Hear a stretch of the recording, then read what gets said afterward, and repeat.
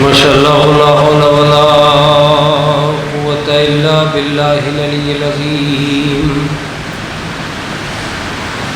اعوذ باللہ من الشیطان اللعین الرجیم. بسم اللہ الرحمن الرحیم. الحمد للہ رب العالمین والصلاة والسلام علی اشرف الانبیاء والمرسلین بالقاسم محمد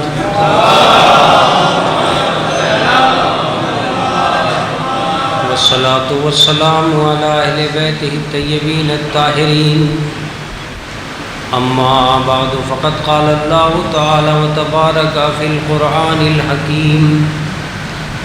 بسم اللہ الرحمن الرحیم. یا ایہا الذین ہادوا ان زعمتم انکم اولیاء للہ من دون الناس فتمنوا الموت ان کنتم صادقین. صلوات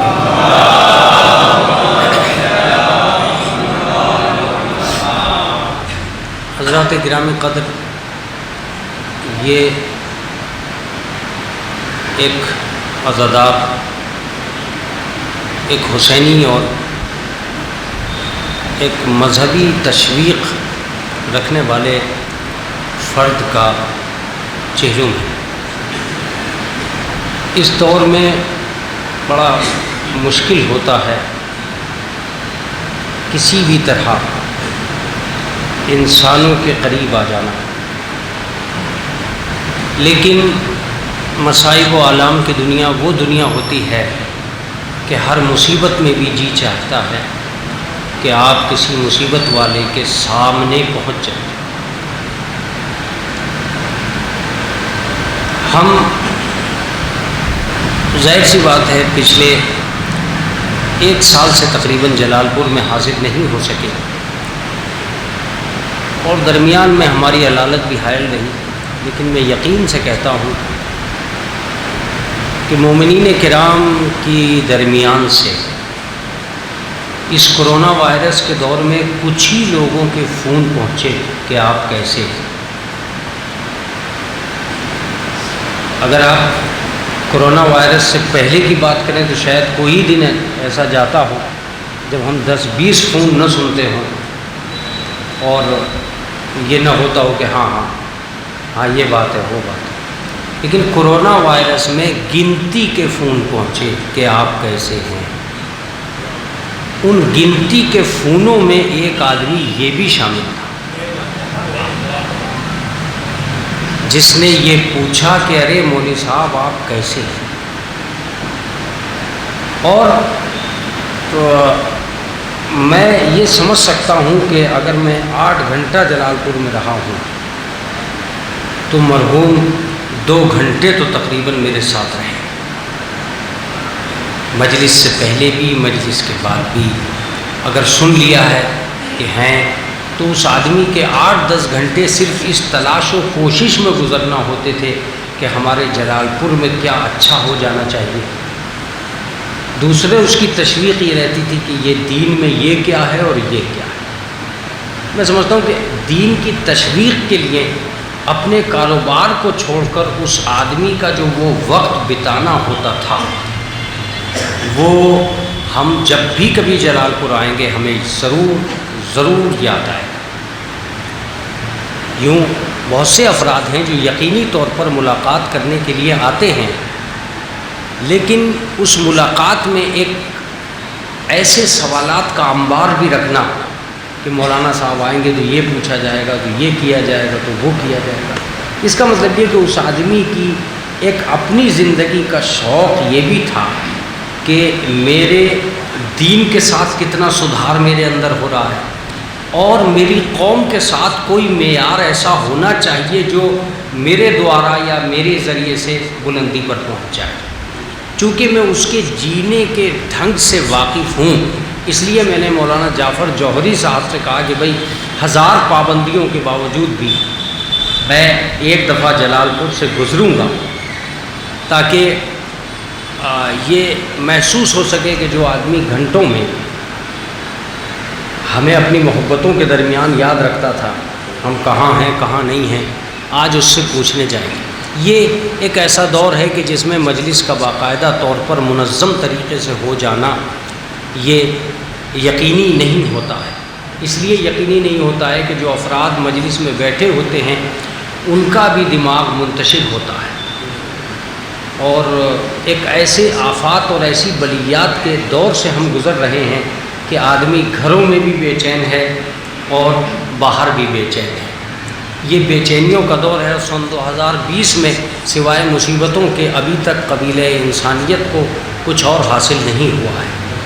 تو میں یہی کہوں گا کہ اس وقت ہم ایصال ثواب کے طور پر ایک ذکر کر کے غم سید الشہداء تک پہنچانے کے لیے اور یاد کرنے کے لیے ایک بیان کے طور پر، تاکہ چیلوں کی مجلس بھی ہو جائے اور ہم اس منزل تک بھی پہنچ جائیں جہاں ہماری انسانیت کا نظام ہے۔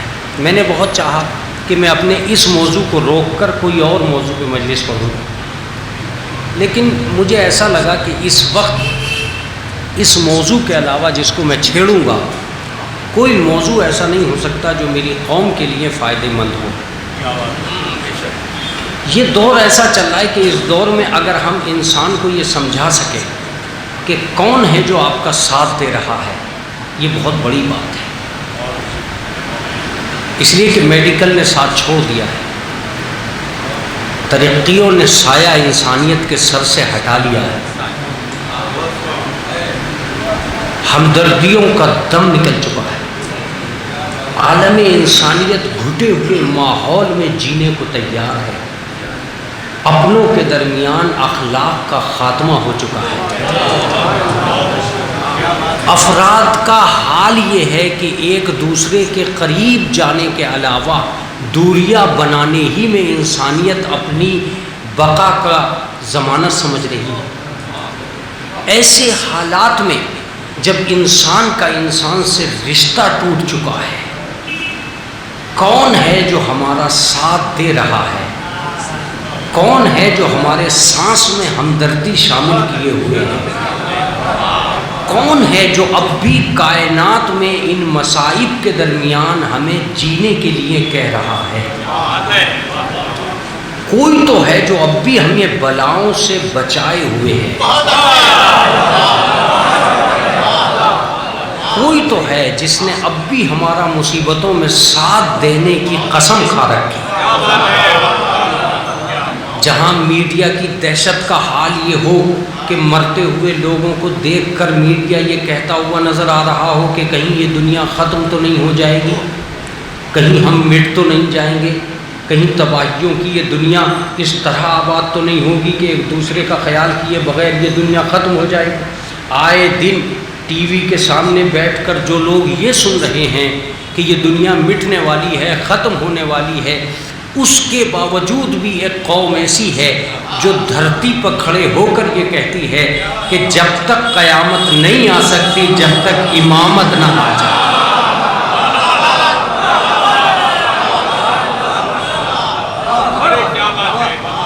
اس کا مطلب یہ ہوا کہ کائنات کی گہرائیوں میں اور اس وسعت کائنات میں اب بھی کچھ ایسے افراد موجود ہیں جو ہمارے ارمانوں کی دنیا میں ڈھارس بنے ہوئے ہیں۔ اب بھی کچھ لوگ ایسے ہیں جو کائنات سے آگے بڑھ کر مولائے کائنات کی شکل میں موجود ہیں۔ میں نے مانا کہ مشکلیں گلیوں میں اس قدر ٹہل رہی ہیں کہ خاندان کا خاندان سے رابطہ ٹوٹ چکا ہے، انسان کا انسان سے رشتہ ختم ہو چکا ہے۔ میں نے مانا کہ مصائب و آلام کے ڈیرے اتنے قریب آ چکے ہیں کہ آدمی کا دم گھٹ رہا ہے، مگر پھر بھی کہیں ایسا ضرور لگتا ہے کہ اگر مشکلیں ہیں تو کوئی مشکل کشا ہے، پھر بھی ایسا لگتا ہے کہ اگر حاجتیں ہیں تو کہیں حاجت روا بھی ہے، پھر بھی ایسا لگتا ہے اگر دنیا کے مصائب و آلام ہیں تو کہیں نہ کہیں ہمارے امام بھی ہیں۔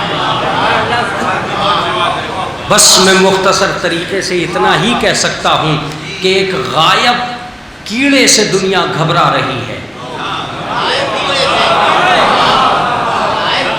ایک اندیکھے وائرس نے انسانیت کو بے چین کر دیا ہے، مگر اتفاق وقت ہے کہ جتنی اندیکھی و اندیکھا وائرس بے چین کر رہا ہے، اتنا ہی غیبت میں امام کا وجود مطمئن کر رہا ہے۔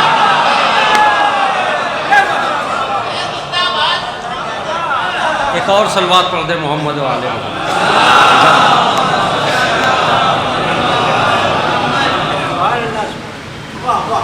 جتنا یہ اندیکھا وائرس انسانیت کو بے چین کر رہا ہے، اتنا ہی نہ دیکھنے والا امام اس دنیا کو مطمئن کر رہا ہے۔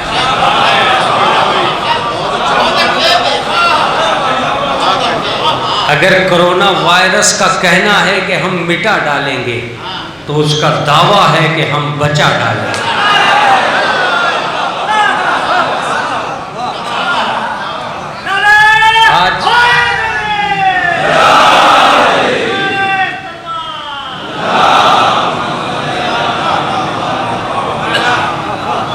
آج یہ دنیا اس بات پر تل گئی ہے کہ وہ یہ دیکھ سکے کہ زمانے کی وسعتوں میں اور زمانے کی طاقتوں میں کتنا دم ہے، اور اسی دنیا کے اندر ایک ایسی قوم بھی موجود ہے جو ساری دنیا کو یہ بتانے کے لیے تیار ہے کہ امام زمانہ میں کتنا دم ہے۔ توجہ دیجیے گا، اگر زمانے کی طاقتیں کارآمد ہو رہی ہوتی تو امریکہ ایران کو ختم کر چکا ہوتا۔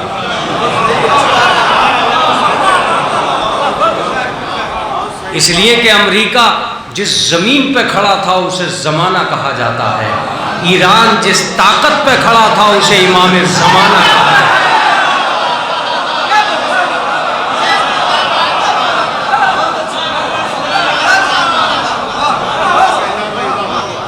لہذا یہ ممکن نہیں ہے کہ مظلومیت کی یہ کتاب 2-4 ورق کے بعد ختم ہو جائے گی، نہیں۔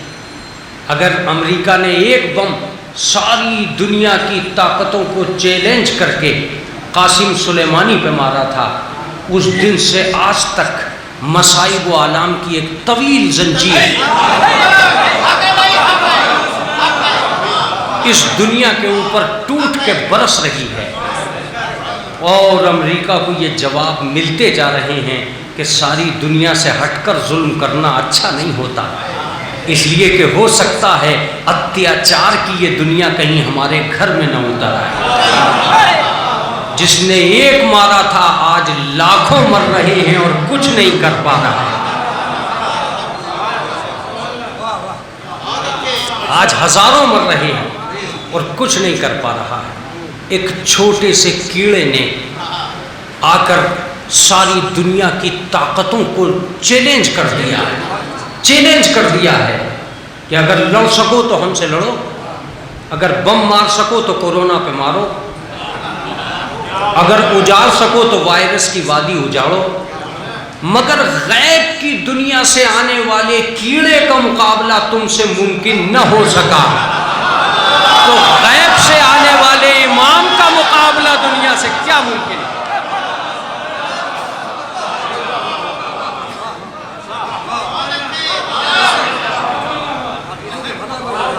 مولانا مومنین کی بستی کی اجڑی، عراق اور ایران میں بھی لوگ مرے ہیں، یہ بات سچ ہے کہ ایران اور عراق میں بھی لوگ مرے ہیں، مگر ایران اور عراق کے بھی لوگ سب دودھ کے دھلے نہیں ہیں۔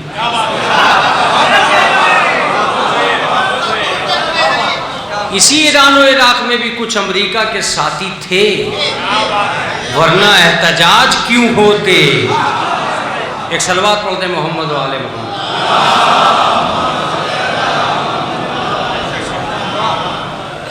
غرض اس دور میں اگر جلال پور کی بستی کے اندر مسجد پروردگار میں اور اللہ کے گھر میں کسی مجلس کو واقع ہونا ہے تو یقینی طور پر اگر عام حالات ہوتے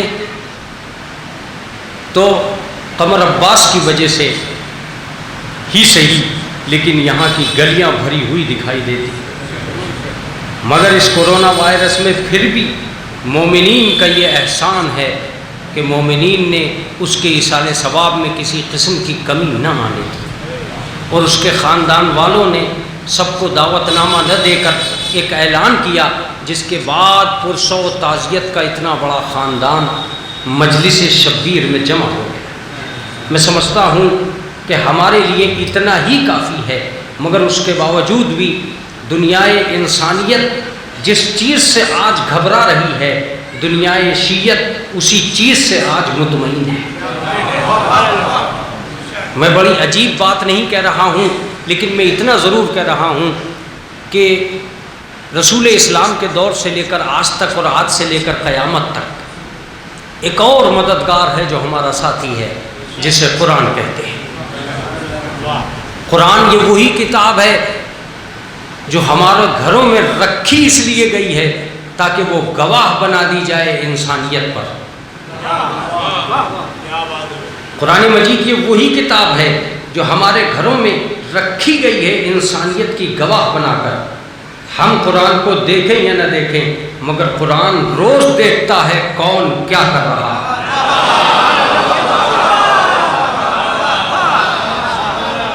لہذا قرآن مجید مستقل ہمارا ساتھی ہے۔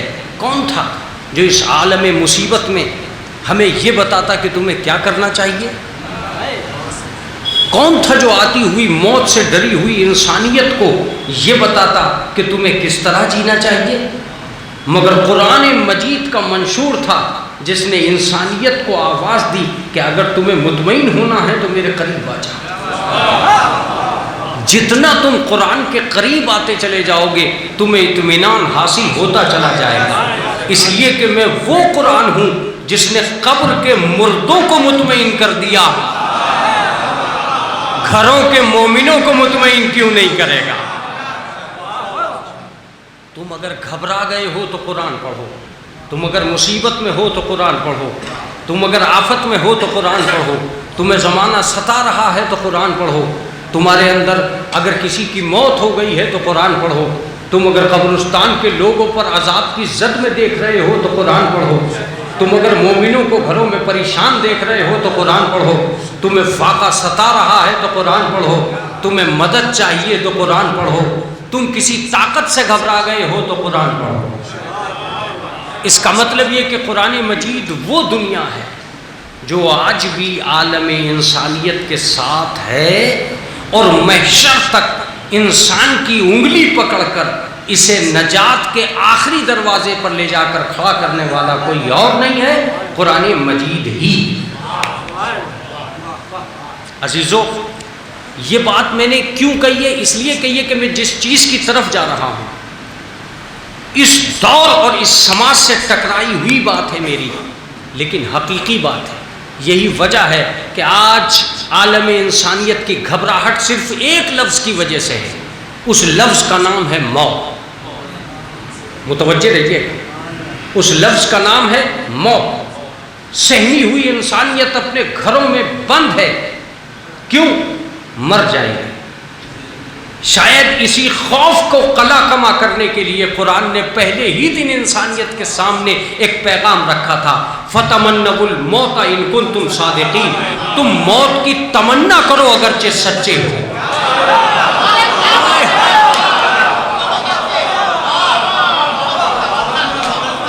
اب یہ جلال پور ہے، اور جلال پور کی سجی ہوئی سماعت میرے سامنے ہے، علماء، خطبہ، ذاکرین، مولوی حضرات میرے سامنے ہیں، اسناد کے لیے میرے ساتھی میرے سامنے ہیں۔ اس لیے میں یہ لفظ کہوں گا، اس دنیا کے اندر وہ ڈرتا ہے جو احساس موت نہیں کرتا ہے۔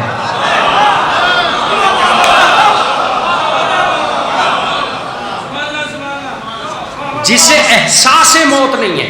آج جو ایک لفظ کہا جا رہا ہے کہ یونٹی پاور پیدا کرو، امیونٹی پاور پیدا کرو، مرضوں سے لڑنے کی طاقت پیدا کرو، قوت پیدا کرو، یہ قوت کہاں آئے گی؟ جسم میں؟ جسم میں نہیں، خیال میں۔ خیال ایسا بناؤ کہ اس مرض سے لڑ سکو۔ میں نے کہا تم نے صرف اس مرض سے لڑنے کا خیال بنایا ہے جو تمہیں ہلاک کر سکتا تھا۔ قرآن نے پہلے دن موت سے لڑنے کا خیال پیدا کیا تھا، فتمنوا الموت ان کنتم صادقین، تم موت کی تمنا کرو اگرچہ سچے ہو، تمنا کرو۔ وہ مرنے سے کیا ڈرے گا جو تمنا کر چکا ہو؟ تمنا کرنے کے لیے کہا تھا۔ قرآن مجید کے پڑھنے کا بھی مزہ اور ہے، سننے کا بھی مزہ اور ہے، سمجھنے کا بھی مزہ اور ہے، سمجھانے کا بھی مزہ اور ہے۔ قرآن نے مجلس ہو جائے گی اس جملے میں، قرآن مجید نے مرنے کے لیے نہیں کہا، تمنائے موت کے لیے کہا۔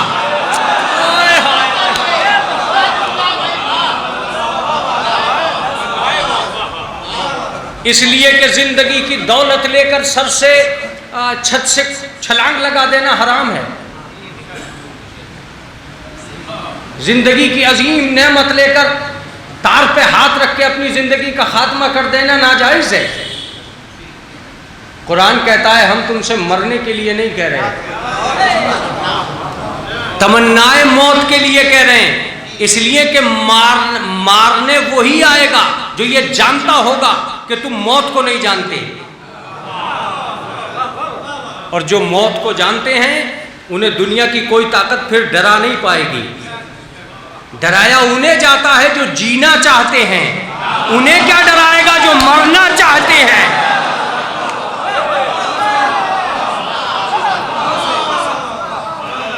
انہیں کیا ڈرایا جائے گا جو مرنا چاہتے ہیں۔ تو تمنائے موت کے لیے کہا قرآن نے، مرنے کے لیے نہیں۔ پھر ایک اور بات سامنے رکھی، وہ کیا تھی؟ وہ یہ تھی کہ ہم تم سے تمنائے موت کو کہہ رہے ہیں، جس دن تمہارے دماغ میں تمنائے موت آ گئی ہم تمہیں ایک تحفہ دیں گے کہ تم ہی دنیا میں سچے ہو، ہم تمہیں ایک تحفہ دے دیں گے کہ تم ہی دنیا میں سچے ہو۔ جھوٹا ہے وہ انسان جو تمنائے موت بھی نہیں کر رہا ہے اور اپنی صداقت کا اعلان بھی کر رہا ہے۔ صداقت کا اعلان تبھی کامیاب ہوگا جب تمنائے موت کر کے دیکھو۔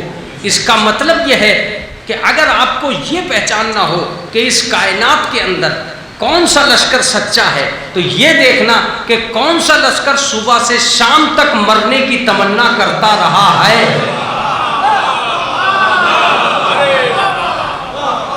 آغا میں اس سے زیادہ اہم بات نہیں کہہ سکتا تھا اپنی مجلس میں جو میں نے کہی ہے۔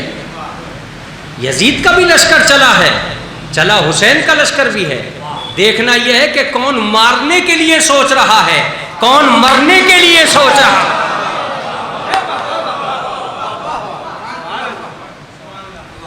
اکبر کے دل میں یہ تمنا کہ میں شہید ہو جاؤں، اصغر کے دل میں یہ آرزو کہ میں شہید ہو جاؤں، پورے لشکر کے دل میں یہ آرزو کہ میں شہید ہو جاؤں۔ شہید ہوں گے عصر میں، تمنا پیدا ہو رہی ہے صبح کو۔ توجہ دیجیے گا، یہی وجہ تھی جو میدان میں مارنے کے لیے آئے تھے انہیں بھاگتے ہوئے دیکھا، جو مرنے کے لیے آئے تھے کسی کو بھاگتے ہوئے نہیں دیکھا۔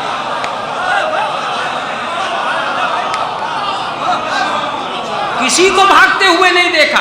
کیا جلال پور میں مجھے تعداد بیان کرنا پڑے گی؟ لاکھوں میں ہزاروں بھاگے، 72 میں ایک نہ بھاگا۔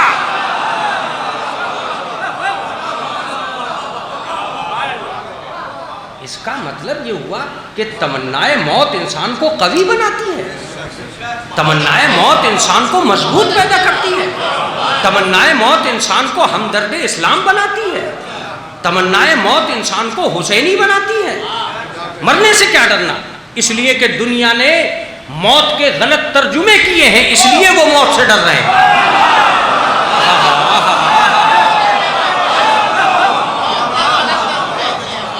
دنیا نے موت کے غلط ترجمے کیے ہیں، اس لیے وہ موت سے ڈر رہے ہیں۔ اور جن لوگوں نے موت کی صحیح تفسیر کی ہے وہ کبھی نہیں ڈرے۔ ڈرتے وہ ہیں جو میدان چھوڑ کے بھاگ جاتے ہیں، ڈرتے وہ ہیں جو گھروں میں بیٹھے رہے، کبھی لشکر میں بھی نہیں آئے۔ وہ کیا ڈریں گے جو یہ کہتے ہوئے دکھائی دیتے ہیں کہ موت ہم پہ آ پڑے یا ہم موت پہ جا پڑے۔ ایک لفظ کہوں گا، دنیا کے اندر اہل بیت اپنی شجاعت میں اس لیے بھی نمایاں ہیں، قبلہ بیٹھے ہیں اس لیے یہ بات کہنے کو دل چاہتا ہے، اہل بیت اس لیے بھی شجاعت میں نمایاں ہیں کہ دنیا کے اندر بہادری کے مظاہرے صرف جوانوں نے دکھلائے ہیں، صرف اہل بیت ہے جن کے بچوں نے بھی مظاہرے دکھلائے ہیں۔ اللہ اکبر، اللہ اکبر۔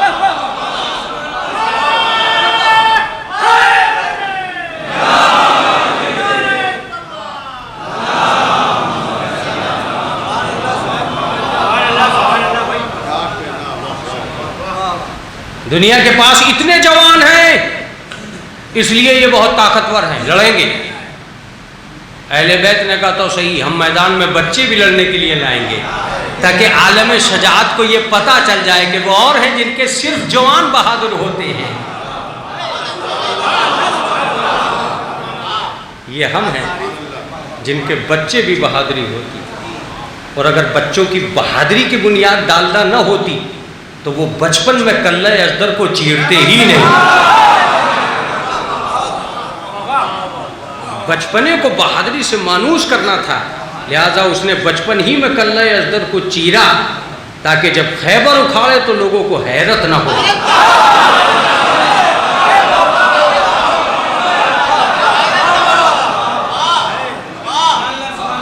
پھر کیا حیرت ہوگی اگر کسی آدمی نے آج کوئی کارنامہ شجاعت انجام دے دیا ہے اور وہ کل کو کوئی کارنامہ شجاعت انجام دے تو لوگ یہی کہیں گے ہمیں یہ تو پرانا ہے، یہ تو پہلے ہی سے طاقتور ہے، آج کیا ہے، آج تو نئی کشتی تھوڑی ماری ہے، کل فلاں جگہ ماری تھی۔ اس کا مطلب یہ ہے کہ جن کے کارنامے بچپن ہی سے شہرت یافتہ رہے ہوں وہ جوانی میں کسی سے خوف زدہ کیا ہوں گے؟ ظاہر سی بات ہے جو بچپن میں ابو لہب سے نہیں ڈرا وہ جوانی کے حارث سے کیا ڈرے گا، یا کسی عمرو ابن عبد ود سے کیا ڈرے گا؟ اب میں یہ لفظ کہوں گا کہ اس دنیا نے موت کا صحیح ترجمہ نہیں کیا، اس لیے یہ دنیا نامانوس رہی اور نامانوسیت کی بنیاد پر خوف کی شکار ہو گئی، دہشت اتنی بڑی کہ دہشت گرد بن گئے۔ ایک صلوات پڑھیں محمد و آل محمد۔ یہ دہشت ہی ہے جو دہشت گرد بنے پھر رہے، جہنم کی دہشت، علم کی دہشت، اسی لیے تو دہشت گرد بنے پھر۔ اب ایک بڑا عجیب رخ میں آپ کی خدمت عالیہ میں عرض کر کے اپنی مجلس کو تمام کرنا چاہتا ہوں، اور یہ عرض کرنا چاہتا ہوں آپ سے کہ خوف کے سائے میں جینا ان کا کام تھا جنہوں نے موت کے غلط ترجمے کیے، اس لیے کہ وہ زندگی کے سرمایے کو اس دنیا کا حصہ مانتے تھے، مگر وہ لوگ جو اس دنیا میں آئے ہی تھے مرنے کے لیے انہوں نے کبھی اس زندگی کو سرمایہ مانا ہی نہیں۔ متوجہ رہیے گا، بس اس کا مطلب یہ کہ کچھ لوگ جی رہے ہیں قبر سے ادھر رہنے کے لیے اور کچھ لوگ زندہ ہیں قبر سے ادھر رہنے کے لیے۔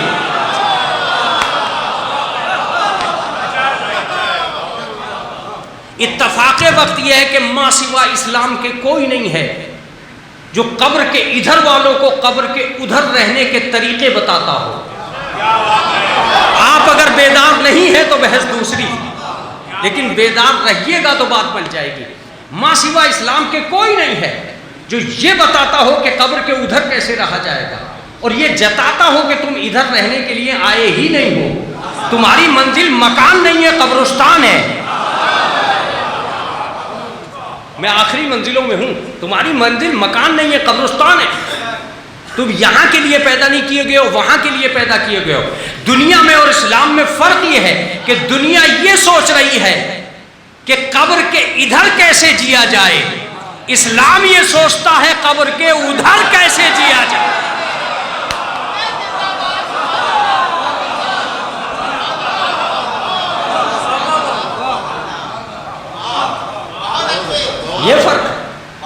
یہ فرق ہے، تو جو جی ہی رہا ہو قبر کے ادھر کے لیے، ہم میں اور اسلام میں بڑا فرق آ چکا ہے۔ فرق یہ آ چکا ہے کہ قبر سے ادھر کی زندگی بھروسہ کرتی ہے مال کتنا ہے، توجہ دیجیے گا، اور قبر سے ادھر کی زندگی بھروسہ کرتی ہے اعمال کتنا ہے.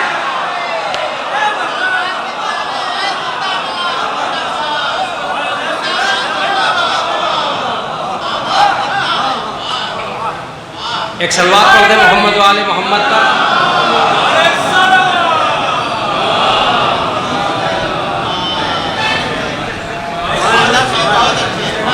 ایک اور صلوات پڑھ دیں محمد و آل محمد.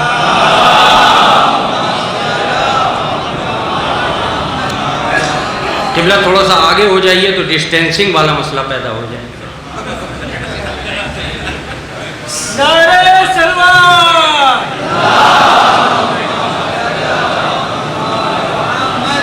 تو اس کا مطلب یہ ہوا کہ اس دنیا کے اندر جیون کے رخ الگ الگ ہیں اور مرتیو کے جو معنی دیے گئے ہیں وہ بھی الگ الگ ہیں. دنیا کے ہر آدمی کو موت کی ترجمانی کرتے وقت ایک دقت یہ آ گئی ہے کہ ان کے ہاتھوں میں نہ زندگی کے جام تھے اور نہ ہی موت کی دنیا. یہ تو مجبور محض تھے جیون میں آنے کے لیے، اسی طرح مجبور محض ہیں مرنے کے لیے. دنیا میں اگر آدمی دنیا میں آنے کے لیے آزاد ہوتا تو پھر اولاد کی پیداوار کے لیے دعائیں نہ کرتا، اور اگر مرنے میں آزاد ہوتا تو پھر کوئی مرتا ہی نہیں. مجبوراً مر جانے کا مطلب زندگی کا اختیار آپ کے ہاتھوں ہی میں نہیں ہے. اس کا مطلب یہ کہ زندگی تو آپ کی ہے، چلا کوئی اور رہا ہے.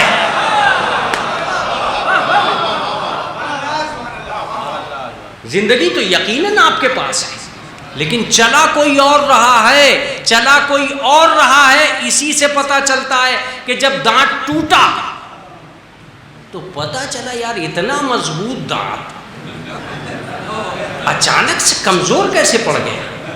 ہم تو نہیں چاہتے تھے کہ یہ کمزور پڑے. ہمارے نہ چاہنے کے باوجود جسم کا کمزور ہونا اس بات کا ثبوت ہے کہ جسم ہمارے پاس ہے، کنٹرول کسی اور کے پاس.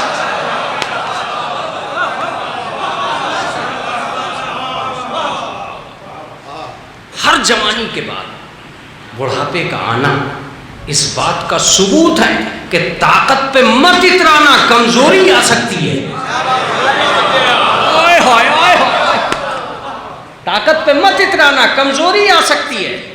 صرف امریکہ ہونا بہت بڑی بات نہیں ہے، وائرس بھی آ سکتا ہے. ایک صلوات پڑھ دیں محمد و آل محمد.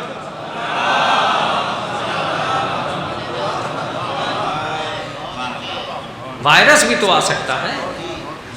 لہذا طاقت پہ اترانے والے جب بالوں کو سفید ہوتے ہوئے دیکھتے ہیں تو حجام کی آفت آ جاتی ہے.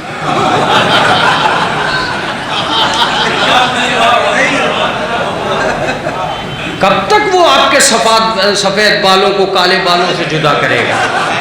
اسے بھی پتا ہے کہ آج 4 ہٹائے ہیں کل کو 8 ہو جائے. آپ نہیں چاہتے وہ بات الگ ہے، لیکن جس نے یہ داڑھی دی ہے، جس نے یہ سر دیا ہے، وہ تو چاہتا ہے کہ آپ کو خبر ہو جائے کہ مال آپ کا نہیں ہے.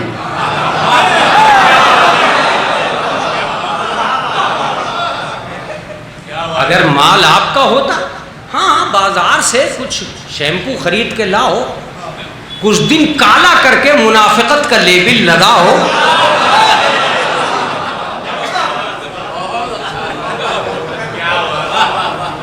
لیکن پھر کیا کرو گے جب چہرے پہ جھریاں آنے لگیں گی؟ تب کیا ہوگا جب یہ ہاتھ پیر ہلنے لگیں گے؟ یہ ہاتھ پیر نہیں ہل رہے تھے، یہ تم سے کہا جا رہا تھا کہ تمہیں یہاں نہیں رہنا ہے، کہیں اور جانا.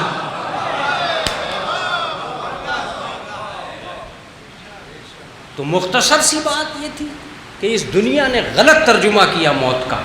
اب چونکہ میرے پاس شیدائے حیدر کرار بیٹھے ہیں، عزادار آل اطہار بیٹھے ہیں، وہ بیٹھے ہیں جو سینکڑوں اور ہزاروں مرتبہ ایصال ثواب کی بستیوں سے گزرے ہیں. انہیں پتہ ہے کہ موت کی دنیا میں کیا کیا ہوتا ہے. اس کے باوجود میرا کلام کرنا بہت مشکل بھی ہے، محال بھی ہے. لیکن ذاکر کی توانائی اس کی خطابت میں نہیں ہے، حسین سماعت میں ہے۔ اگر حسین سماعت سامنے موجود ہے تو یقینی طور پر کہتا ہوں کہ انسان اپنے بیان کو وسعت دیتا چلا جاتا ہے جب آپ کی طرف سے جواب آنا شروع ہو جاتا ہے۔ اب میں ایک لفظ کہوں گا اس ساری دنیا سے کہ اسلام بباغ دہل اعلان کرتا ہے کہ تم نے غلط ترجمے کیے ہیں موت کے۔ تم یہ سمجھ بیٹھے ہو کہ موت نام ہے فنا کا، ختم ہو جانے کا، مٹ جانے کا، تمام ہو جانے کا۔ تمہارے غلط وہموں نے اس دنیا کو خوف زدہ کر دیا ہے۔ سنو، کسی موت میں یہ طاقت نہیں ہے جو زندگی کے خیمے کی تنابیں اکھاڑ سکے۔ چند لمحے مجلس پڑھوں گا لیکن آپ سے باقاعدہ 2-4 رہ کر پڑھوں گا۔ کسی موت میں یہ ہمت نہیں ہے جو زندگی کی عطائے الہی کے خیمے کو اکھاڑ سکے۔ کس میں طاقت ہے؟ موت کے جتنے حملے ہوتے ہیں جسم پہ ہوتے ہیں، زندگی پہ نہیں۔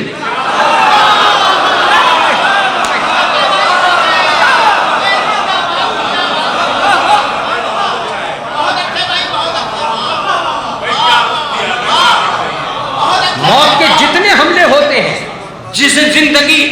جسم پہ ہوتے ہیں، زندگی پہ نہیں۔ یہ صرف مجلس والے جملہ کہہ سکتے ہیں، دنیا کا کوئی آدمی نہیں کہہ سکتا جو ہم کہہ رہے ہیں اس مجلس میں۔ ہم جسے دفنا کے آ رہے ہیں وہاں جسم دفنا کے آئے ہیں، زندگی دفنا کے نہیں آئے۔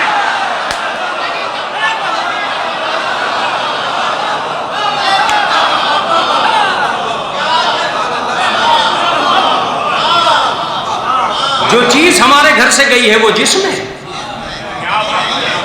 جو ہماری بستی سے گیا ہے وہ جسم ہے، جس نے ہمارا خاندان چھوڑا ہے وہ جسم ہے، زندگی نہیں۔ اس لیے کہ ہم مجلس ہی میں بیٹھ کے یہ جملہ کہہ سکتے ہیں۔ اگر ہم زندگی کو دفنا کے آ گئے ہوتے تو اب یہ مجلس نہ کر رہے ہوتے۔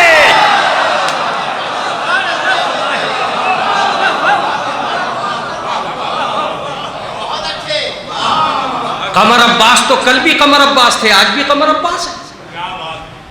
ہم تو کل بھی انہیں یاد کر رہے تھے، اب بھی یاد کر رہے ہیں۔ تو اگر وہ ختم ہو گئے تو اب کسے یاد کر رہے ہیں؟ مجلسوں کا ہونا کسی کے زندہ ہونے کی دلیل ہے۔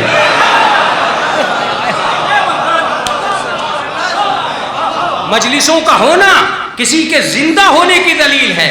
یہی وجہ ہے کہ جس قوم میں مجلسیں ہیں وہ زندہ ہے۔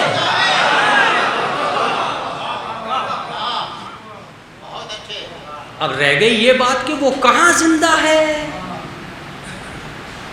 یہ تمہاری سوچوں سے الگ ہے۔ اس لیے کہ تم تو جسم ہی پر تکیہ کرتے ہو، تم تو جسم ہی کو بھروسہ مانتے ہو۔ تمہارے انجیکشن کی رسائی گوشت سے آگے ہے ہی کہاں؟ تمہاری ترقی میں آپریشن کے علاوہ کیا ہے؟ تم تو صرف جسم ہی پر بھروسہ کرتے ہو۔ مان لو کہ ابھی تک تمہاری ترقی صرف جسم پر ٹکی ہوئی ہے، زندگی پر کنٹرول کسی اور کا ہے۔ جن کے بھروسے جسم پہ ہیں وہ کہتے ہیں آئی ایم ویری سوری، مر گیا، اور جن کا کنٹرول زندگی پہ ہے وہ ٹھوکر مار کے کہتے ہیں اٹھ گیا۔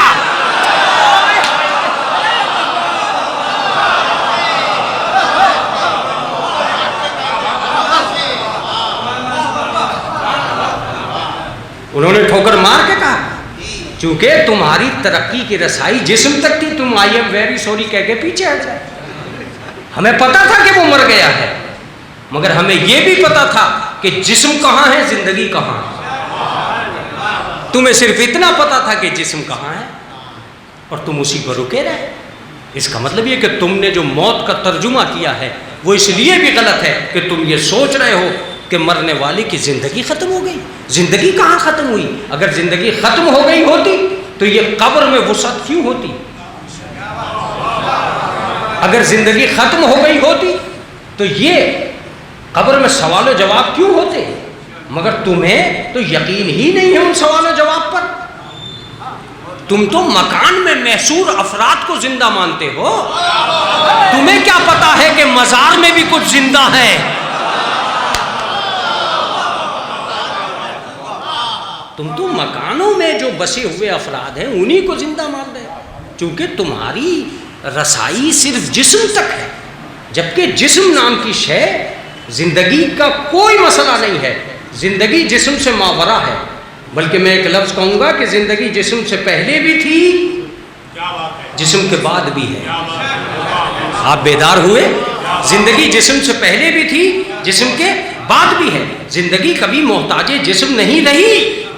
اگر محتاج جسم نہیں رہی تو ایک دلیل وہ ہے جو میں پہلے کبھی بیان کر گیا تھا، اسے اس وقت بیان کرتا ہوں تاکہ آپ کو یاد آ جائے۔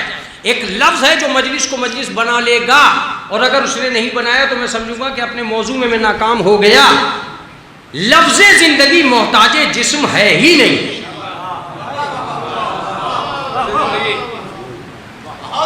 محسوس کر لیجئے، اسے محسوس کر لیجئے، لفظ زندگی محتاج جسم ہے ہی نہیں۔ اگر لفظ زندگی محتاج جسم ہوتا تو خدا بغیر جسم کے زندہ نہ ہوتا۔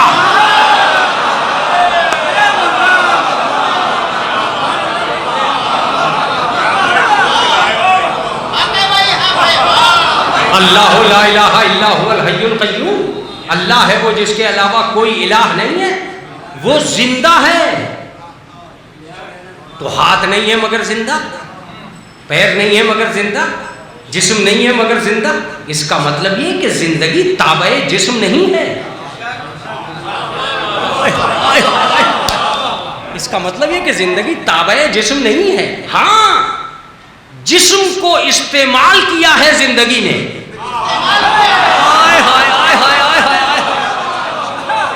جسم کو استعمال کیا ہے زندگی نے، جب تک اس کے لائق تھا رہی،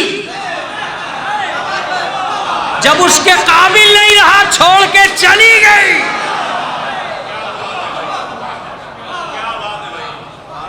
رونا صرف اس بات کا ہے کہ مفارقت جسم و جان کب ہوا۔ رونا صرف اس بات کا ہے کہ جسم کو زندگی نے کب چھوڑا۔ کسی کو بچپن میں چھوڑ دیا، کسی کو جوانی میں چھوڑ دیا۔ اس کا مطلب یہ کہ یہ جسم تو مرہون منت ہے زندگی کا، اسے تو زندگی کے عناصر چلا رہے ہیں، جسم کے اعضاء زندگی کو نہیں چلا رہے ہیں، زندگی جسم کے اعضاء کو چلا رہی ہے۔ اس کا مطلب یہ ہے کہ اس حاضر پہ غائب کی حکومت ہے۔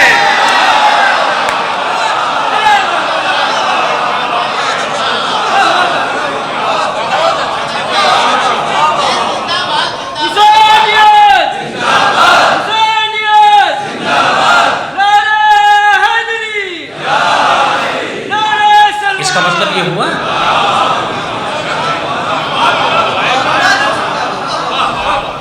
تو جن کے رشتے منحصر ہیں صرف سنو سال کی اس دنیا میں، جس سنو سال کے اندر وہ مقید ہیں، وہ سمجھتے ہیں کہ بس اسی کا نام زندگی ہے۔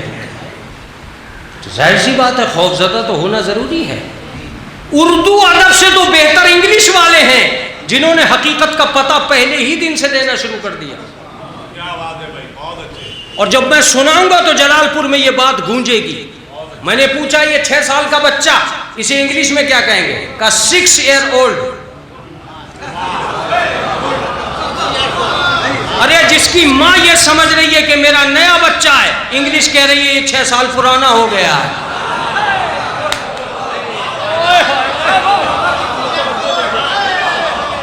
انگلش کہہ رہی ہے یہ 6 سال پر 3 years old، یہ 20 years old، یہ 50 years old۔ ابے پرانا کیوں کہہ رہا ہے نئے کو؟ یہ نوجوان ہے، تو کہہ رہا ہے یہ 25 سال پرانا ہو گیا۔ کہ تم نہیں جانتے اس دنیا میں آنے کے بعد ہر قدم تمہیں پرانا کر رہا ہے۔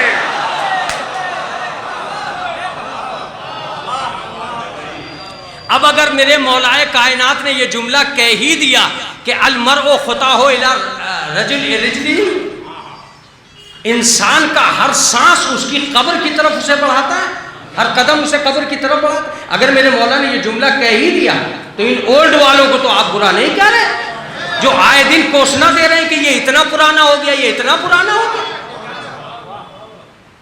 نہیں، انہوں نے بتایا کہ تم 1 دن کے تھے میاں تو بہت غنیمت تھے، 2 دن کے ہو گئے تو افسوس یہ کہ 1 دن پرانے ہو گئے۔ تم خوش ہو کہ ہم زندہ ہیں، انگریز خوش ہیں کہ یہ پرانا ہو رہا ہے۔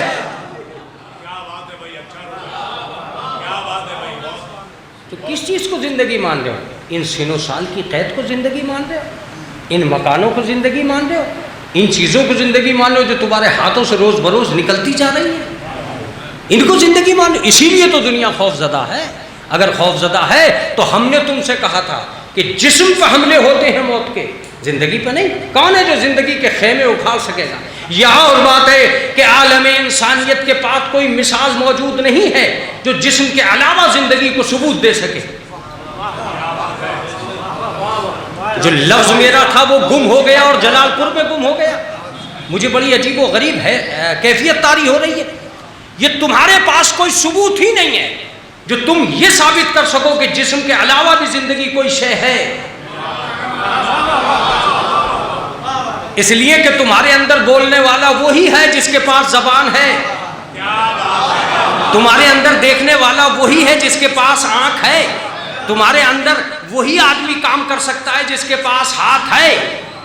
چونکہ تم جسم کے محتاج ہو اس لیے تم زندگی کی دلیل دے ہی نہیں سکے۔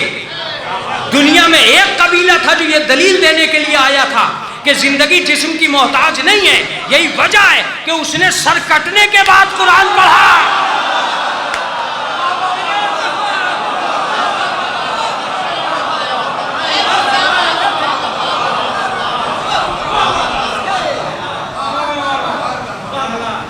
یہی وہ قبیلہ حیات تھا، یہی وہ قبیلہ حیات تھا جو اس دنیا میں یہ جتانے کے لیے آیا تھا کہ زندگی کے لیے جسم کوئی شے نہیں ہے۔ آغا میں اپنی مجلس تمام کرنے جا رہا ہوں، آپ گھبرائیے نہیں، میں مجلس تمام کرنے جا رہا ہوں ان جملوں میں۔ یہی وہ قبیلہ حیات تھا جو دنیا میں یہ ثابت کرنے کے لیے آیا تھا کہ زندگی کے لیے جسم کوئی شے نہیں ہے، زندگی کے لیے جسم کوئی شے نہیں ہے۔ یہی وجہ تھی کہ وہ اس وقت سے زندہ تھا جب دنیا میں پہلا جسم بھی بنا نہیں تھا۔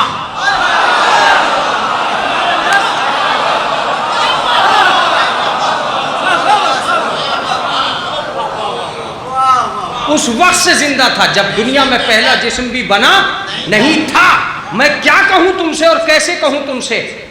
اس نے پہلے ہی اعلان کر دیا تھا کنت نبیا آدم بین الماء والطین، میں اس وقت بھی نبی تھا جب آدم آب و گل کے درمیان تھے۔ اس کا مطلب یہ کہ جسم نہیں تھا اور وہ نبی تھا۔ کتنے بے غیرت ہیں یہ لوگ جو اس کی بات کو جھٹلاتے ہیں یہ کہہ کر کہ وہ 40 سال کے بعد نبی بنا۔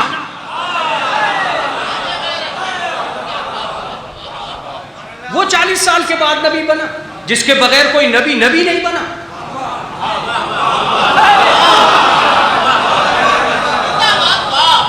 تاریخ یہ نہیں کہے گی کہ یہ مسلمان جھوٹ بول رہا ہے، کہ رسول اللہ جھوٹ بول رہے ہیں۔ وہ خود کہہ رہا ہے کہ میں اس وقت بھی نبی تھا جب آدم آب و گل کے درمیان تھے، اور یہ سیرت حلبیہ لکھنے والے کہہ رہے ہیں کہ وہ 40 سال کے بعد نبی بنا۔ ہم بے گناہوں کی بات پہ بھروسہ کریں یا معصوم کے فرمان پہ بھروسہ کریں؟ ان گنہگاروں کی بات مان لیں۔ درہم و دینار کے بکنے والے لوگوں نے سیرت کے جو پرخچے اڑائے ہیں، طبیعت کی جانے کتنی مہریں ہیں جو شریعت کے آنگن میں نقلی دکھائی دے رہی ہیں۔ شاید میرے سامعین کی توجہ ہٹ گئی تھی اس لیے مجھے کہنا پڑ رہا ہے، اگر دنیا میں ارمان کے الفاظ نہ ہوتے تو قرآن پورے عالم انسانیت کو نجات بانٹ چکا ہوتا۔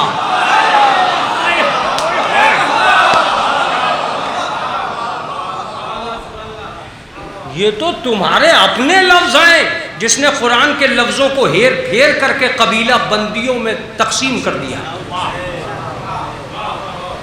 تمہارے اپنے لفظوں کی وجہ سے قرآن کے راستے رک گئے۔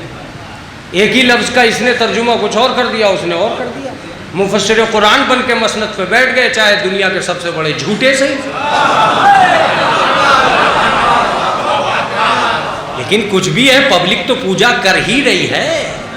پبلک کا کیا ہے؟ پبلک نے تو سوچ لیا یہ تو مفسر قرآن ہے۔ یہ کسی نے نہ سوچا کہ اس میں قرآن کم ہے اور مان زیادہ ہے۔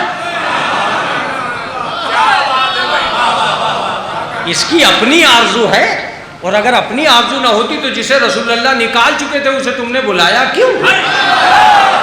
ایک صلوات پڑھ دے محمد و آل محمد۔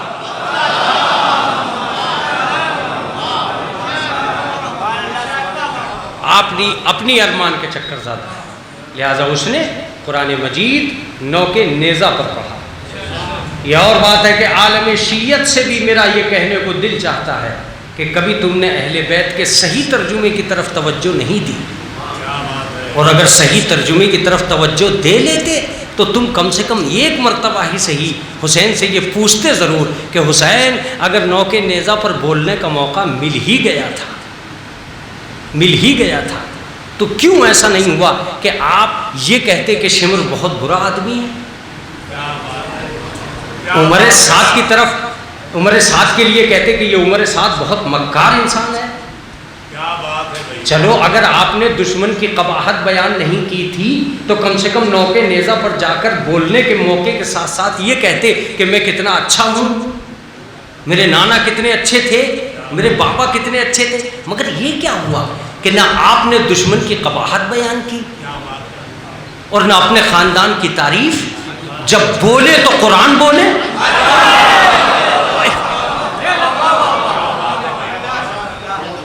اگر آپ کی توجہات ہیں تو میں اتمام کی طرف ہوں۔ جب بولے تو قرآن بولے۔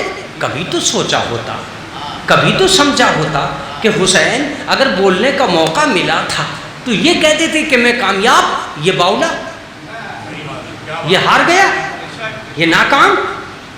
مگر ایسا کیا ہوا کہ آپ کو قرآن ہی بولنا پڑا؟ اب اگر یہ گم ہوا لفظ تو میں تفسیر نہیں کروں گا، اگر گم نہیں ہوا تو تفسیر کروں گا۔ قرآن جہاں پڑھ رہا تھا وہ شخص، وہاں ایک آواز اور آ رہی تھی عالم شیعت کے لیے کہ شیعوں میرا غلط ترجمہ مت کرنا، اہل بیت کا کبھی صحیح ترجمہ کرو۔ اہل بیت کے بہت سے عمل ایسے ہیں جس میں یہ جھلک دکھلائی دیتی ہے کہ اہل بیت نے یہ چاہا ہے کہ وہ خود کو پہچنوانے نہیں آئے، خدا کو پہچنوانے آئے۔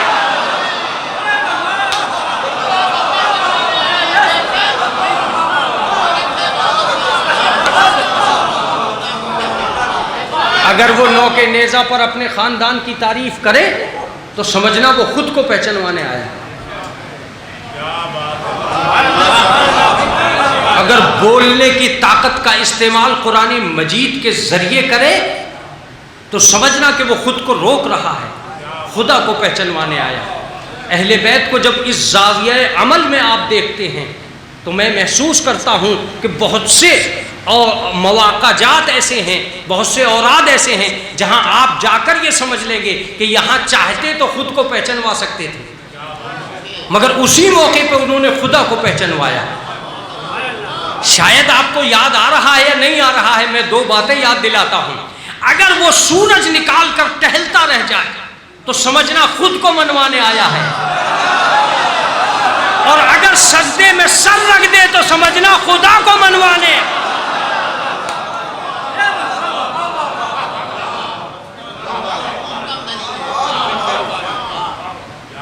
شاید میرا مانوس مجمع متاثر ہو چکا ہے، اس لیے اب مجھے اشارہ کرنے کی ضرورت ہے۔ اگر وہ انگلی کے اشارے سے دلہن کو زندہ کرے تو سمجھنا خود کو پہچنوانے آئی ہے، اور اگر یہودی کے مکان میں مسلح منگوا کے دلہن کو زندہ کرے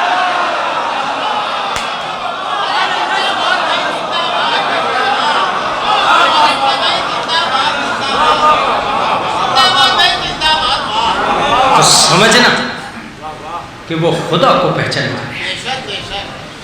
یہ جسم و جسمانیت ایک سفر مسلسل ہے غیر مجسم زندگی کے لیے۔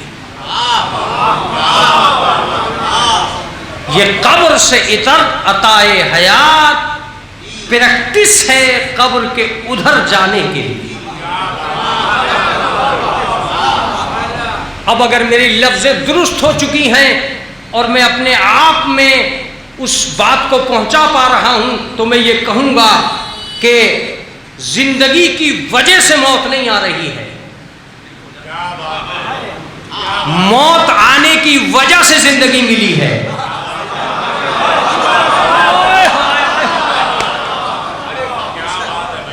تم زندہ ہو اس لیے موت نہیں آ رہی ہے، تمہیں مرنا تھا اس لیے تمہیں زندگی دی گئی ہے۔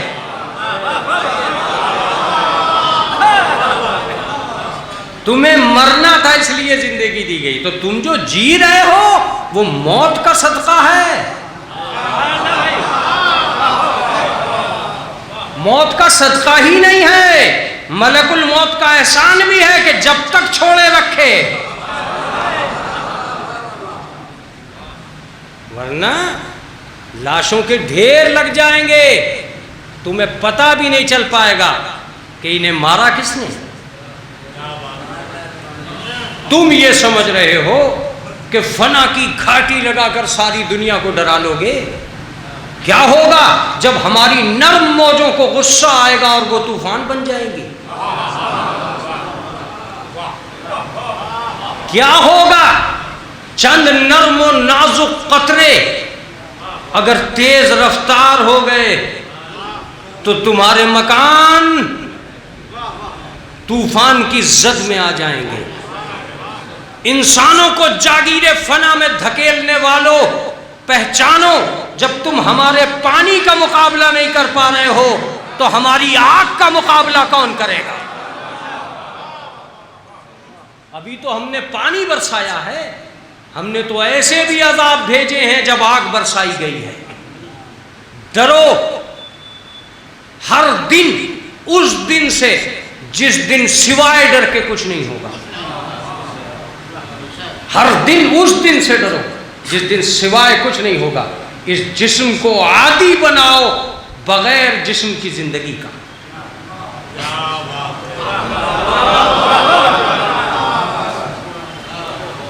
لہذا جسم پہ بھروسہ مت کرنا، سوچو کب تک ان مطلب پرست لوگوں کی ہاں میں ہاں ملاتے رہو گے؟ تمہارا انتظار وہ کر رہے ہیں جو تم سے یہ پوچھیں گے کہ تم کیسے ہو، اور وہ مطلب پرست نہیں ہے۔ فرشتے کسی کی رشوت سے دب کر سوال و جواب کی کاپی پہ نمبر نہیں لکھیں گے۔ مبشر و بشیر، منکر و نکیر کسی سورس اور فورس کو تسلیم نہیں کرتے۔ اہتمام کرو اس زندگی کا جس زندگی میں ایک دائمی حیات پائی جاتی ہے، جہاں جانے کے لیے تمہیں اس وقت یہاں بھیجا گیا۔ یہ اور بات ہے کہ وہاں کا انتظام تم یہاں کر سکتے ہو۔ اب تمہاری اپنی منشا ہے کہ تم جینا چاہتے ہو کہ جلانا چاہتے ہو۔ کیوں تم خود کے خیمے میں اتنا بند ہو گئے کہ تمہیں غیروں نے پوچھا تک نہیں؟ تم تو اتنے گر گئے ہو کہ تم نے اپنوں کو غیر بنا دیا۔ تمہیں بھیجا گیا تھا غیروں کو اپنا بنانے کے لیے۔ اٹھو اور اس کرونا وائرس سے سبق حاصل کرو، جس میں ساری دنیا کو یہ کرونا وائرس یہ بتانے آیا تھا کہ کھانا اصلی نہیں ہے، کھلانا اصلی ہے۔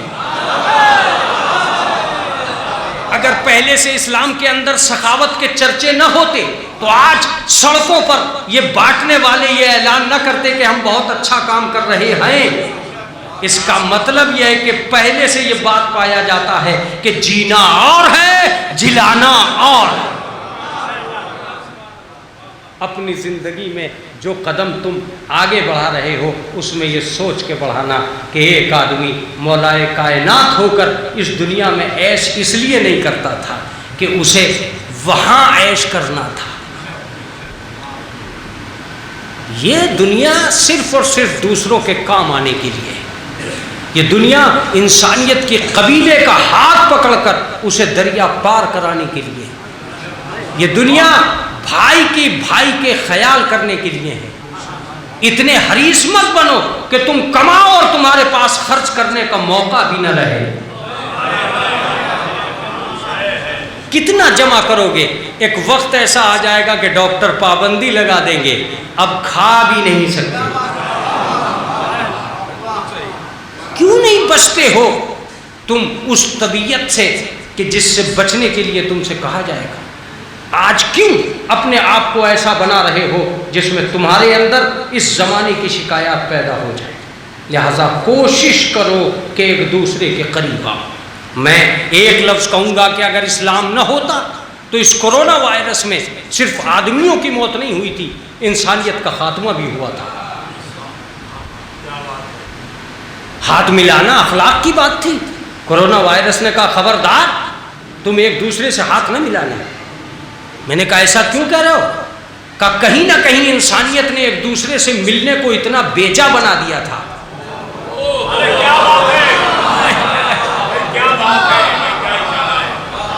اتنا بیجا بنا دیا تھا جسموں کے ملن کو. جگہ جگہ یہ دیکھ ہی نہیں رہے تھے کہ کس کا ہاتھ کس کے جسم پہ ہے، جائز ہے کہ ناجائز ہے. اب ہم نے دنیا پہ پابندی لگائی خبردار قریب بھی نہ آنا. تو جب اسلام کہہ رہا تھا کہ نامحرم کے قریب نہ جانا،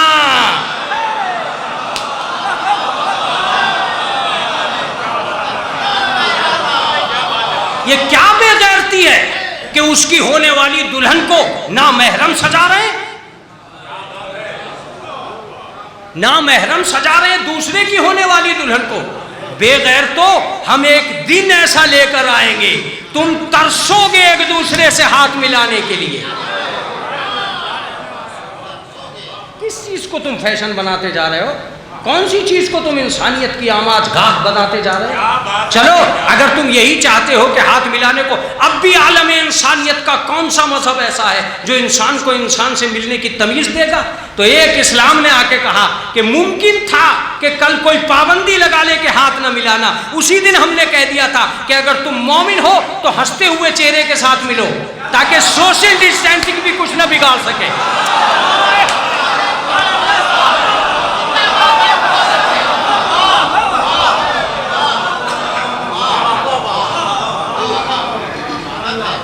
سوشل ڈسٹینسنگ بھی کچھ نہ بگاڑ سکے. جس کا اسلام اس کے ساتھ ہو اس کی سلامتی میں کون حرف لے کر آئے؟ ہم جانتے تھے کہ ایک دن نماز جماعت پہ پابندی ہو جائے گی، اسی لیے ہم نے فرادہ نماز پڑھنے کا حکم دے دیا تھا.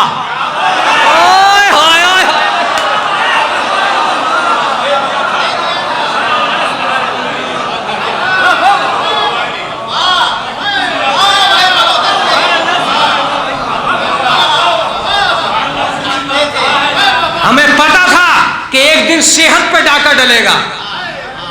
اسی دن ہم نے بیماریوں کی حالت میں ہونے والی عبادت کو قبول کرنے کا اعلان کر دیا تھا. ہمیں پتا تھا کہ ایک دن لوگ گھر سے نکلنے نہیں دیں گے، تبھی ہم نے سوچ لیا تھا کہ وہ گھر میں رہ کر بھی اگر عبادت کرے گا تو ہم قبول کر لیں گے.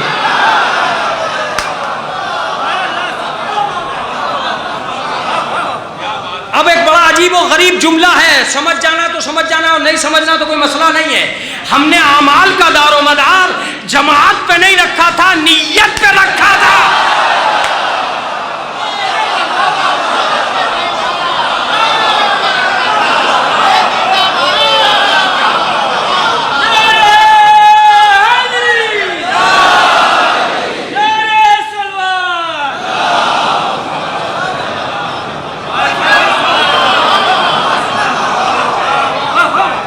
پابندیوں کے اٹوٹ دور گزرے مگر عبادت کبھی نہیں رکی.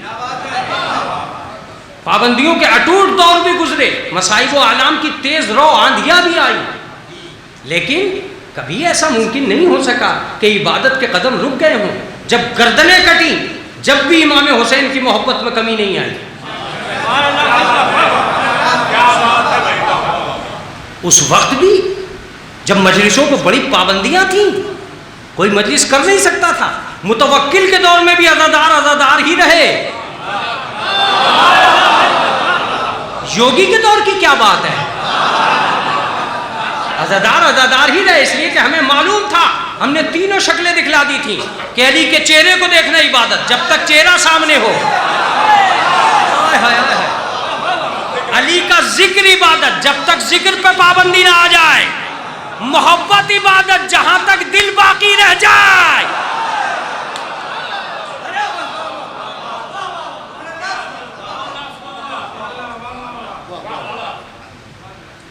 کل تک شیر مال بانٹ کے غیروں کو جتاتے تھے کہ ہم کتنے بڑے عزادار ہیں،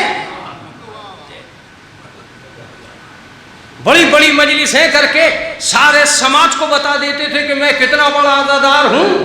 یہ تمہاری آزادی کا دور تھا، اب پابندیوں میں فیملی میں بتاؤ تم کتنے بڑے عزادار ہو۔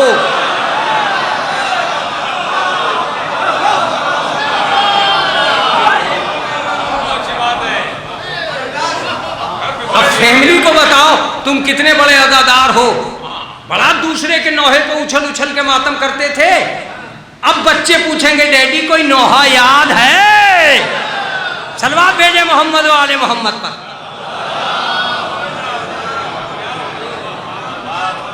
مولوی تو تمہارے گاؤں میں نہیں آ رہا، گھر میں کیا آئے گا؟ اب تمہیں خود مولوی بن کے اپنی فیملی میں بیٹھنا پڑے گا۔ آج پتا چلے گا کہ اتنے دن مجلسیں سنتے رہے، تمہیں کتنی کربلا کا پتہ ہے۔ بچہ جب 7 تاریخ کو پوچھے گا ڈیڈی آج کیا ہوا تھا، کیا جواب دو گے؟ مولوی صاحب جانے کا، مولوی صاحب تو ہے نہیں تو بتائے گا کون؟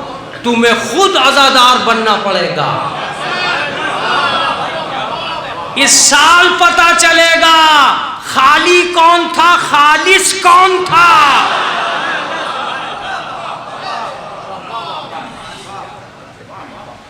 خالی فیشن پرستی کو عزاداری مان لیا تھا، حالات پلٹ بھی سکتے تھے۔ اب گھر میں بیٹھو، خاندان کے لوگ آ رہے ہیں، 7 تاریخ ہے، 8 تاریخ ہے، بتاؤ کربلا میں کیا ہو رہا تھا؟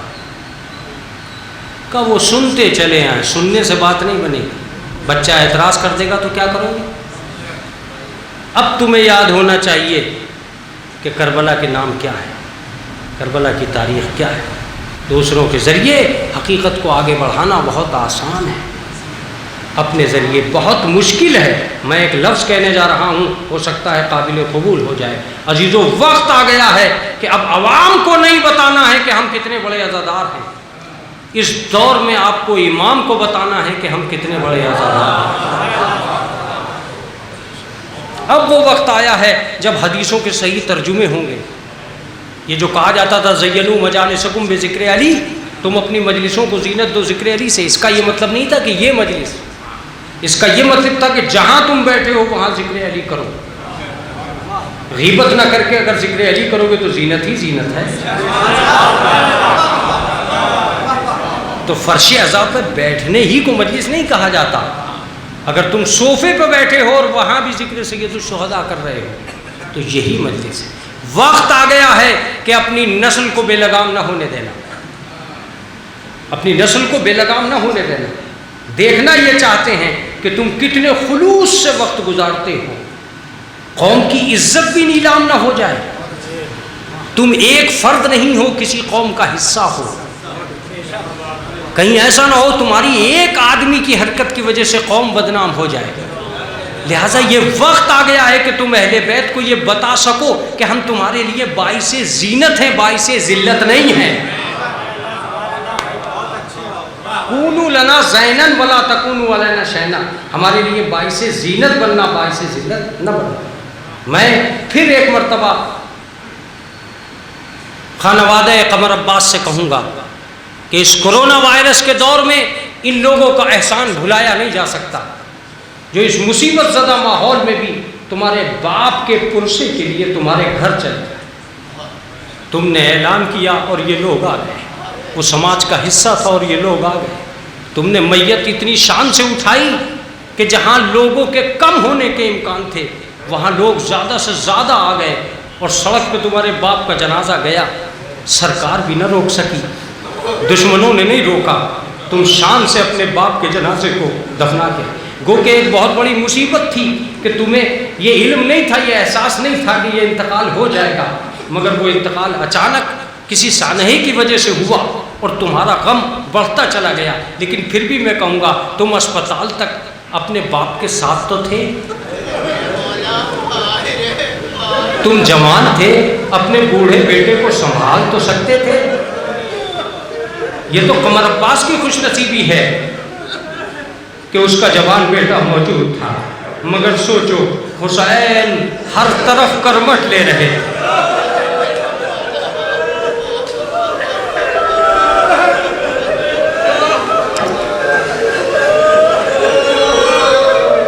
عزیزوں، میں جانتا ہوں کہ تمہارے دل تڑپ رہے ہیں مصائب کے لیے، مگر میں ایک لفظ کہوں گا۔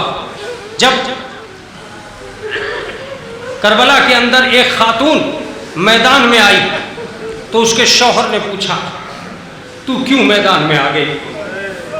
تو نہیں جانتی اسلام میں عورتیں جہاد نہیں کرتی؟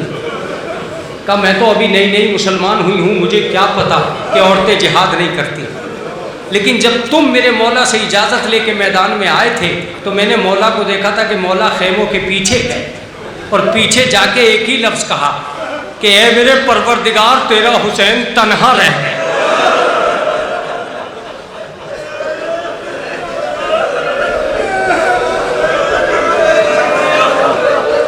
میں حسین کی غربت کا خیال کر کے میدان میں آئی، حسین کی تنہائی دیکھ کر، بے کسی دیکھ کر۔ کوئی یاور و مددگار نہیں ہے حسین کے پاس۔ عزیزوں، رونے اور رلانے کے لیے اب محرم کے ایام آ رہے ہیں، اپنے گھروں میں بیٹھ کے ایک دوسرے کے لیے دعائیں ضرور کرنا۔ زندہ رہے وہ لوگ، سلامت رہے وہ لوگ جو امام حسین اور امام حسین کی چاہت سے وابستہ، جہاں جہاں بھی ہے قائم و دائم رہے۔ خداوند عالم اس محرم میں امن و امان کی صورتحال کو برقرار رکھے اور پروردگار عالم انہیں کہیں نہ کہیں سکون حیات و سکون عزا دے۔ لیکن اس کے باوجود میں ایک جملہ کہوں گا کہ ان مصائب و آلام میں کربلا کو کبھی بھولنا نہیں، کبھی فراموش نہ کرنا۔ جب شام ہو گئی، میت کو آئے ہوئے کئی گھنٹے گزر گئے، تو اب اس کے بیٹے نے دیکھا کہ باپ کے پاس جانے کا موقع ہی نہیں، اس لیے کہ اتنے لوگ میت کے آس پاس آ چکے ہیں کہ اب اس کے اعزاء و اقربا دور کھڑے ہیں۔ لوگ ان اعزاء و اقربا کو الگ لے جا رہے ہیں میت سے۔ جب ایسا وقت آئے تو سوچنا ایک بیٹا ایسا بھی تھا جو مقتل سے اس جگہ سے گزارا گیا جہاں رسول کا نواسا بے غسل و کفن پڑا تھا۔ سید سجاد کی رنگت زرد پڑ گئی۔ جناب زینب نے کہا بیٹا کہیں ایسا نہ ہو کہ تم ہمیں چھوڑ کے چلے جاؤ۔ آواز دی پھوپھی اماں سوچ یہ رہا ہوں کہ جس کا جوان بیٹا موجود ہو اس کے باپ کی میت بے غسل و کفن پڑی۔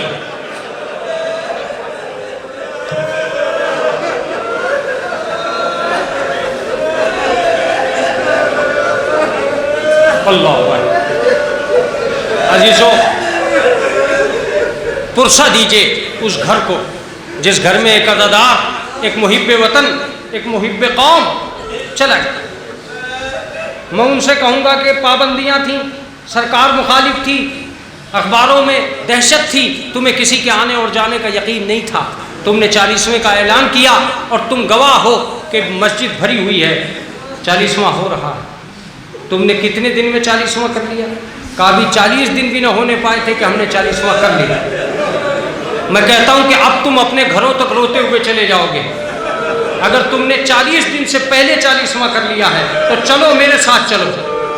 میں ایک ایسی جگہ دکھلاتا ہوں جہاں ایک قیدی نے اپنی پھوپھی اماں زینب سے یہ کہا، پھوپھی اماں ہمیں آزاد کر دیا گیا ہے۔ جناب زینب نے اپنے بھتیجے سے کہا کہ بیٹا 1 سال گزر گیا، میں اپنے بھائی کا چہلم نہ کر سکی۔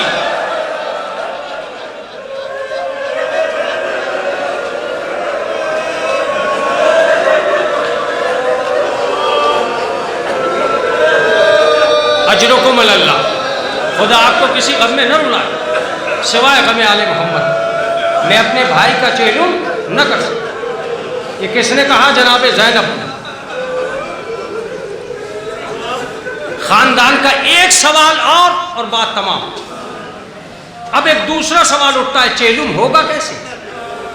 کسی نے کہا گھبراؤ نہیں، مائک کا انتظام ہم کریں گے، تبرک کا اہتمام ایسے ہوگا، فرش کا انتظام یہ ہوگا، کھانے کا اہتمام وہاں ہوگا۔ خاندان کے لوگ کھڑے ہو گئے۔ یہ سوال تو سید سجاد نے بھی کیا، پھوپھی اماں جہاں ہمارے پاس مال و اسباب نہیں ہے وہاں چیلم کیسے ہوگا؟ کہ بیٹا یزید سے کہہ دے کہ ہمارا لٹا ہوا سامان واپس کرتا ہے، ہم اسی قید خانے میں چیلم کریں گے۔ اللہ اکبر، چیلم کا انتظام ہو گیا۔ جناب سید سجاد نے دوسرا سوال کیا، پھوپھی اماں اس قید خانے میں کون آئے گا جو اس چیلم کا اہتمام کرے؟ کہ چل بیٹا میرے ساتھ چل۔ جناب زینب نے جناب سید سجاد کا ہاتھ پکڑا، قریب کے محلے میں گئی اور سید سجاد سے کہا کہ مردوں سے کہو کہ ہم ہمیشہ کے لیے اس قید خانے کو چھوڑ رہے ہیں، آج آخری دن ہے، تم ہماری رودات سن لو اور اب یہاں سے رونے کی آواز نہیں آئے گی۔ اور خود جناب زینب عورتوں کے پاس گئی، جا کے ایک لفظ کہا کہ بیویوں میرے بھائی کا چیلم ہے، تم میرے گھر آ جاؤ، ہم نے پرسوں تعزیت کا انتظام کیا ہے، اس کے بعد ہمیشہ کے لیے ہم یہ محلہ چھوڑ دیں۔ جب جناب زینب آنے لگی تو ایک لفظ عورتوں سے اور کہا، اے بیویوں جب آنا تو اپنی چھوٹی بچیوں کو ضرور لانا۔ روایت بتاتی ہے کہ جب شام ہو گئی وہ عورتیں آئیں تو اپنی بچیوں کو بھی لائی، ساری بچیاں قید خانے میں گھومنے لگیں۔ تو جناب زینب نے ان سے پوچھا کیا دیکھ رہی ہو؟ کہ جب ہم اسکول جایا کرتے تھے تو ایک چھوٹی سی بچی دروازے پر بیٹھی رہتی تھی، ہم دیکھ رہے ہیں کہ وہ بچی کہاں ہے۔ بس جناب زینب کا دل ٹوٹ گیا، آواز دی آؤ میرے ساتھ آؤ، ایک ننھی سی قبر دکھائی، اے بچیوں میں اپنی جان تمہارے درمیان چھوڑ کے جا رہی ہوں، اے شام والو اس قبر کو نہ بھولنا، یہ اسی سکینہ کے باپ کا چیلم ہے۔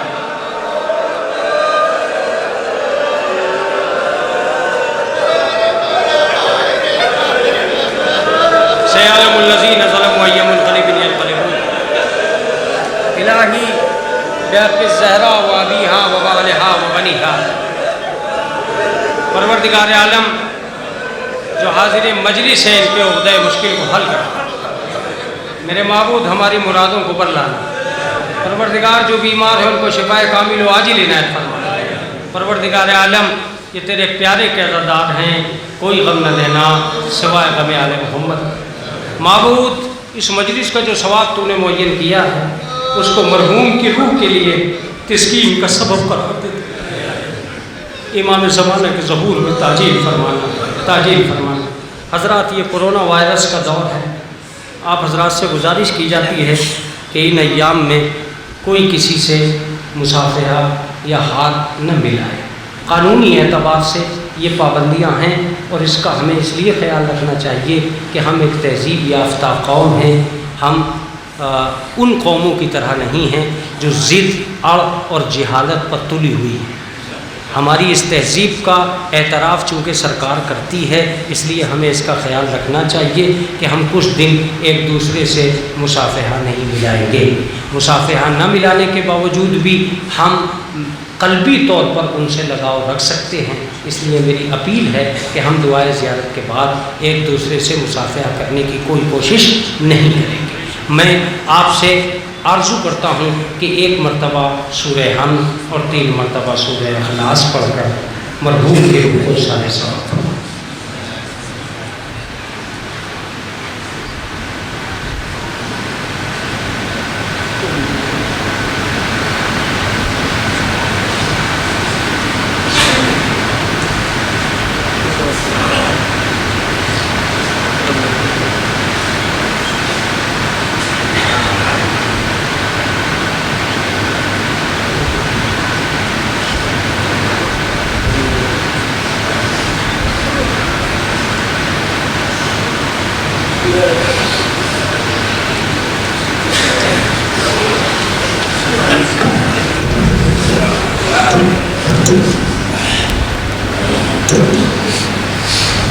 السلام عليك يا أبا عبد الله وعلى الأرواح التي هلت بفنائك. عليك مني سلام الله أبدا ما بقيت وبقي الليل والنهار، ولا جعله الله آخر لحظة مني لزيارتكم. السلام على الحسين وعلى علي بن الحسين وعلى أولاد الحسين وعلى أصحاب الحسين. السلام عليكم جميعا شهداء كربلاء ورحمة الله وبركاته. السلام عليك أيها الإمام الغريب. السلام عليك أيها الإمام الشهيد.